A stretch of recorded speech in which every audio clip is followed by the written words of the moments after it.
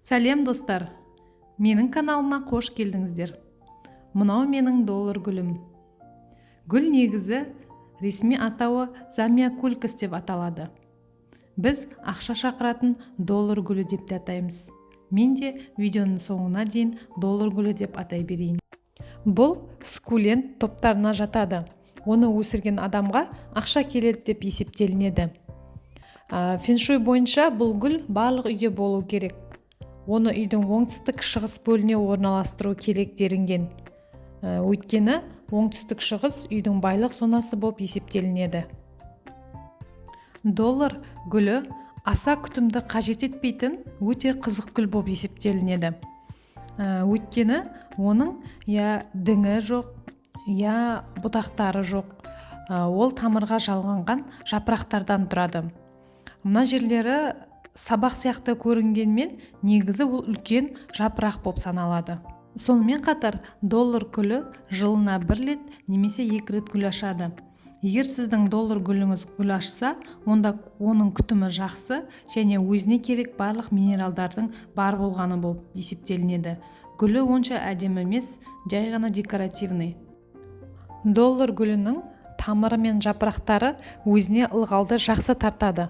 Өйткені оның жапырағы тамырға бірден жалғанған.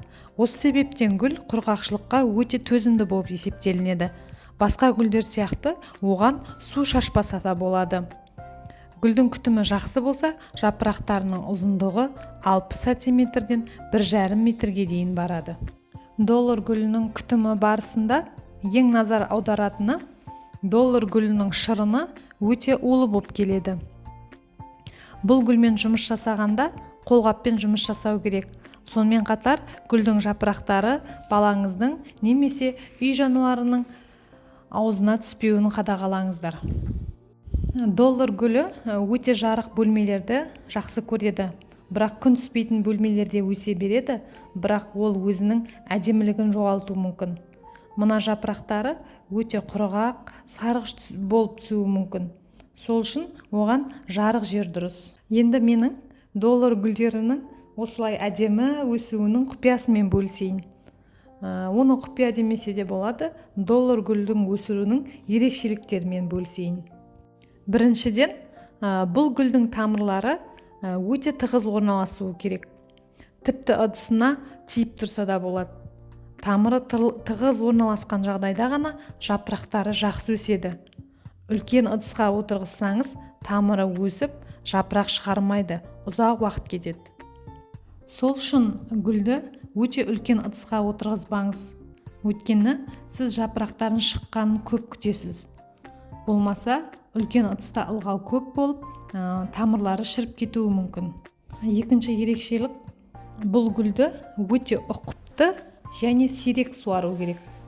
Бұл гүл көп суды мүлдем ұнатпайды. Көп судан оның тамыры шіріп, гүл өліп қалуы мүмкін.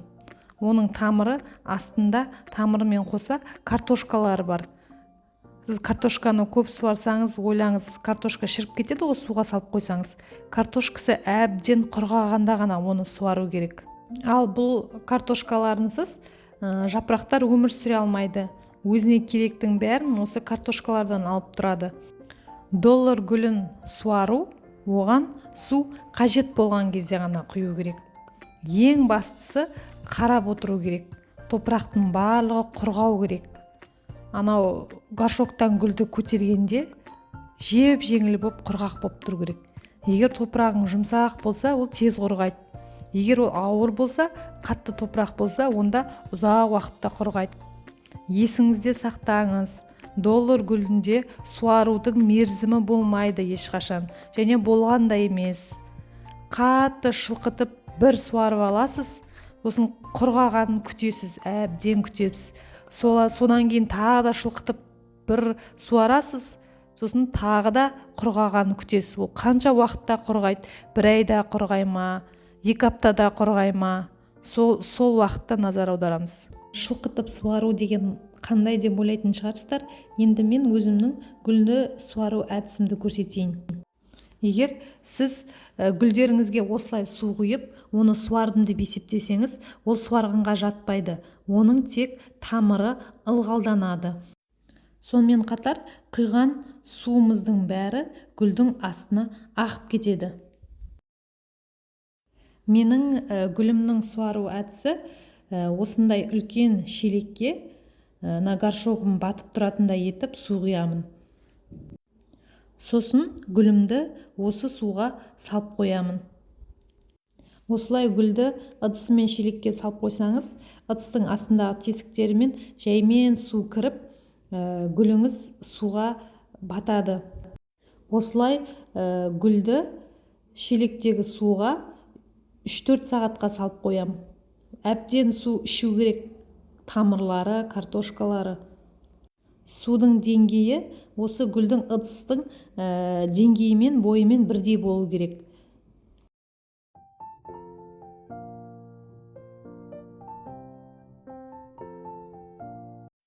Міне менің гүлімнің суда тұрғанына 3 сағаттан асты.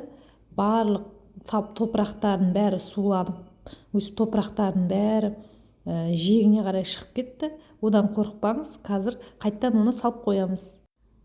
Міне гүлді шелектен шығардым. Енді шелектің ішінде осындай топырақтар қалып қойды. Топырақтар қалды деп уайымдамаңыз, қазір оны қалай өзіне қайтан салатын көрсетемін. Шелектегі суды гүлдің өзіне қайтадан құямыз. Сол кезде гүлдің топырағы гүлдің ыдысында қалады да, суы ағып кетеді. Осылай гүліңізді суарсаңыз, гүліңіз өте жақсы ылғалды өзіне сіңірді, су ішті. Мен негізінен барлық гүлдерімді осы әдіспен суарамын. Бұл гүлді көктем, жаз және күз айларының бас жағына дейін тыңайтқыш құйып тұрса болады. Бірақ доллар гүлі аса бір тыңайтқышты қажет етпейді. Бірақ қатты тыңайтқыш құйғыңыз келіп бара жатса, онда для кактусов и суккулентов деген тыңайтқыш болады. Мен негізінен өзім магазиннің тыңайтқыштарын құймаймын. Өзімнің табиғи тыңайтқыштарды құям. Яғни бөлме гүлдерін өсірудің 4 құпия тәсілі деген менің видеом бар. Сол видеода мен жұмыртқамен және перекиспен жасалатын тыңайтқышты құямын.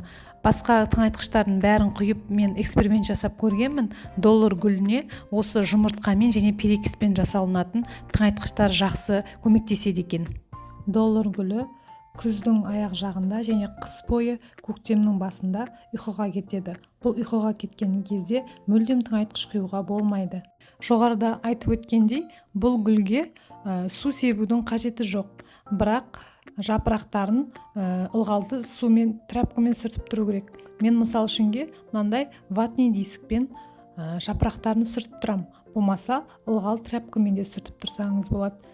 Жапырақтарын сүртсеңіз, жапырақтары жылтырлап әдемі болады.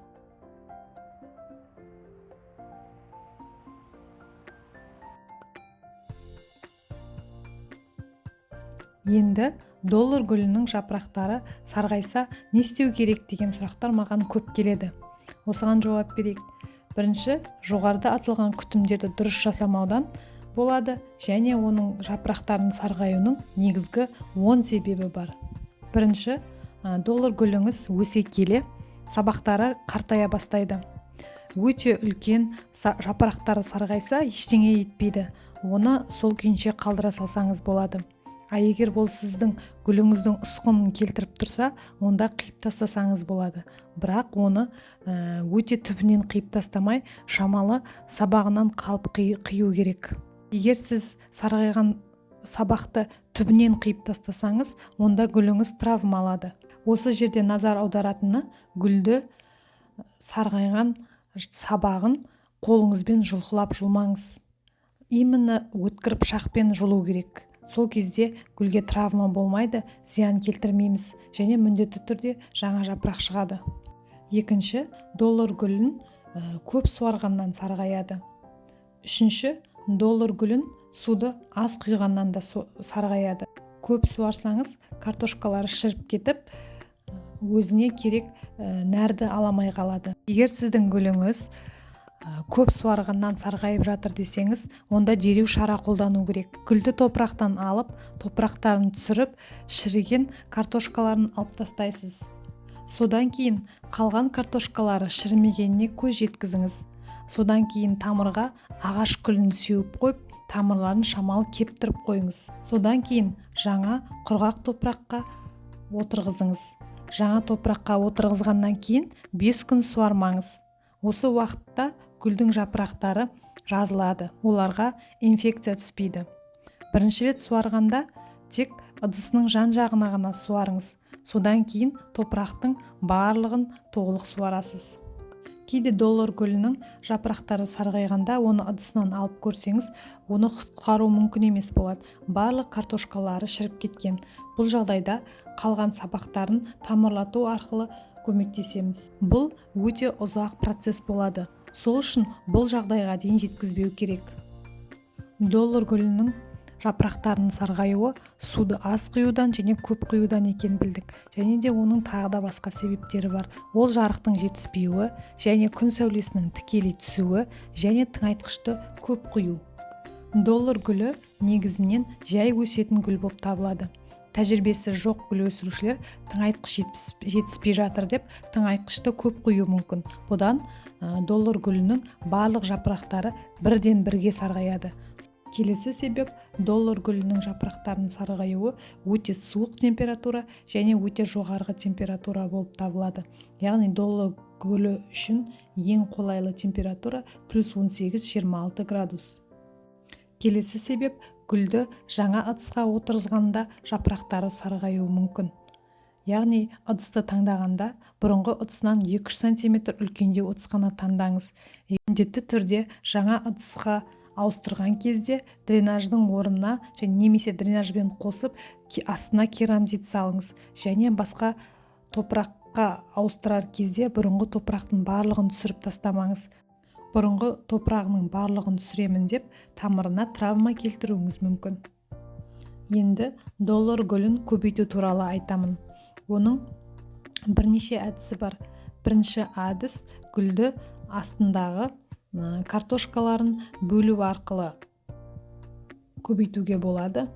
Міне осындай картошкалары болады. Осы жерде 7 рет өлшеп 1 рет кес деген мақал осы жерге арналған. Яғни оны қаушақтан алып, тамырларын мұқият зерттеу керек. Әр бөлікте жақсы өскен тамыр мен картошка болуын қадағалаңыз. Және картошкаларды ортасынан кеспеңіз. Ол бүтін болу керек. Өздігінен тұрған картошкамен не болу керек. Міне мына бөлікті бір бөлік қып бөлсе болады. Және мынау өзімен өзі бірге тұрған осы бөлікті бір бөлік қып бөлсе болады. Екінші әдіс осындай ұзын жапырақтары арқылы көбейту. Жапырақтарына назар аударсақ, жапырақтарының астыңғы жақтары жіңішке, содан кейін жуандап кетеді.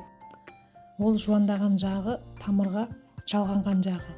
Соны мына жіңішке жерінен өткір пышақпен кесіп аламыз. Мен мына жерде біреуін осылай кесіп алып көбейткенмін. Кесіп суға салып қоямыз, тамыр шыққан кезде егеміз. Доллар гүлінің көбейтудің үшінші әдісі оны мынандай жапырақтарын арқылы көбейтуге болады. Яғни жапырақтарын түбінен кесіп аласыз. Сосын оны осылай суға салып қоясыз.